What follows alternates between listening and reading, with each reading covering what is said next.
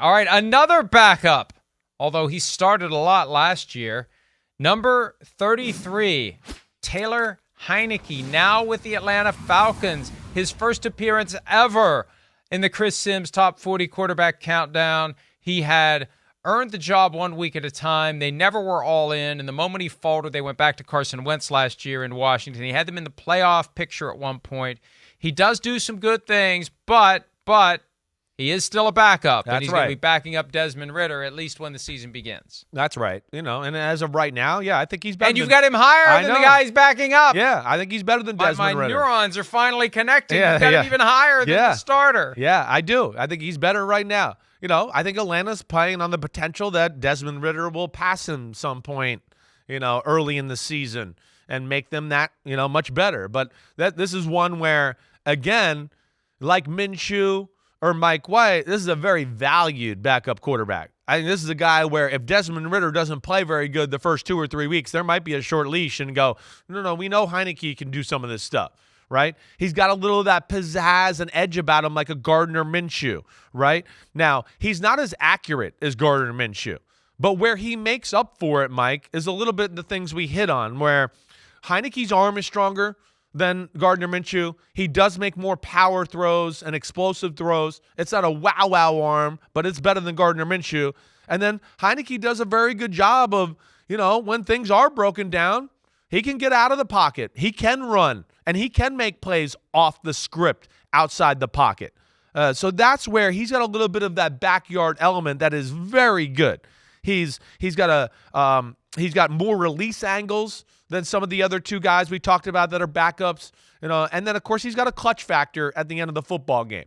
But even though Heinicke's a really good football player, but you heard me in the room on Sundays sometimes, he misses too many throws where you just go, damn, you're the starting quarterback. You can't miss that. This guy's wide open. They're just, Pete always says the Heinicke coaster, right? But there's these where, hey, this is a perfect game right here.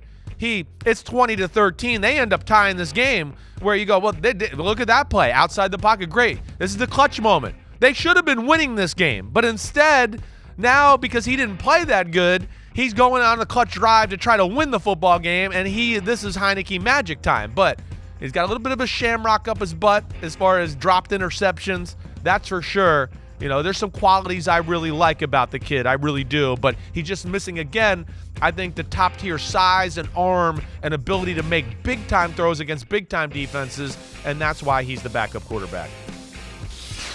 We saw what happened last year when he got a crack, when he got an opening, we had a window to replace Carson Wentz. He played well enough that you couldn't take him off the field. That's right. And that's what could happen this year. If Desmond Ridder gets banged up and the door opens for Taylor Heinicke, maybe you give him another game. I mean, I never saw the Commanders have a willingness to fully embrace him. It was just, he played pretty well. Yeah. Let's let it ride. Right. Played pretty well. Right. Let's let it ride until he doesn't play well, and you say, okay, let's go back to the other quarterback. But he's got the potential to be good. And I always feel like when he's at his best, he's playing with a reckless abandon that isn't sustainable. You're going to get yourself killed if you keep playing like that. Yeah. But he's willing to do it because he never knows when that next opportunity is going to come. It always feels very fleeting and temporary with Taylor Heinicke, but he could be the difference. And look, if you're going to go with Desmond Ridder, you need a backup you feel good about, and you need a guy that can maybe deliver a victory or two if the starter is injured, because that could be the difference between getting to the playoffs or not in a wide-open NFC. That's right. And I think this is the perfect situation for if a Taylor Heinicke has to play. That was our issue with Washington. Wasn't very good on offense at times. They weren't a great running football team. That came along as the year went along, but so they had to sometimes ask too much of Taylor Heinicke. The thing I like about what Atlanta's doing there is they're not going to make it all about the quarterback. They're going to go back to 2019 Tennessee Titans, who were in the AFC Championship game. Defense, run the ball, control the clock. Short pass to Bijan Robinson. Oh, Pitts is open over the middle and play action pass. Jump ball to Drake London. I mean, that's how they're going to play, and that's the kind of situation Heinicke can thrive in. To your point, right? He's not going to be that guy that's going to carry the team and be a superstar. That's not going to happen.